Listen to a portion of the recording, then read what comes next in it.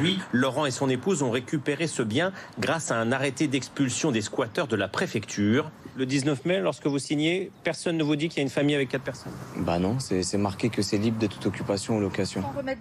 Et pourtant, son agent immobilier, à droite, dit exactement le contraire. Et là, en l'occurrence, le bien était déjà occupé. Nous avons appris que Laurent et son épouse sont poursuivis pour trafic de stupéfiants et détention d'armes depuis octobre. La famille de squatteurs, filmée ici jeudi dernier, a été violemment agressée par 8 inconnus cagoulés alors qu'elle quittait les lieux. Elle a été relogée par la préfecture et porte plainte pour agression et escroquerie car elle affirme avoir versé de l'argent à un intermédiaire pour être logée dans cette maison.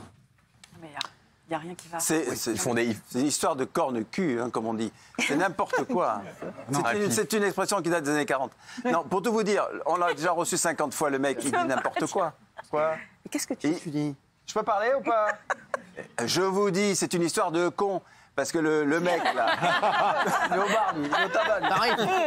Il est au PMU. Non, le PMU qui a fait du commerce. Tiens, mettez-lui un jeu à gratter.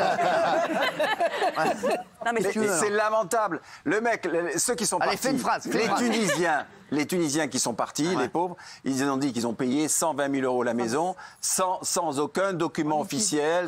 En cash, ça n'existe pas. Ce n'est pas possible. Donc eux, déjà, ils ont tort. Maintenant, qu'on les a agressés, c'est scandaleux. Alors maintenant, il n'est pas prouvé que ce soit ce Laurent. Que des banalités, en fait.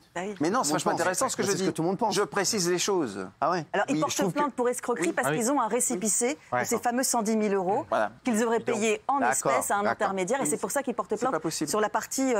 Non, juridiquement, je trouve que les médias sont honteux dans cette affaire. Déjà, dans le JT de TF1, ils rappellent le casier judiciaire de ce monsieur et juste après, ils évoquent le fait que la famille est agressée comme s'il pourrait être responsable de ça. Déjà, c'est honteux. Et c'est fou dans la manière dont les médias traitent une information, change la perception qu'on en a. Là, on parle de famille agressée comme si c'était une famille victime. Il faut rappeler que cette famille, au départ, elle est coupable puisque c'est une famille de squatteurs. Donc arrêtez de les traiter comme des victimes. Au départ, la victime, c'est Laurent et les coupables, ce sont les squatteurs.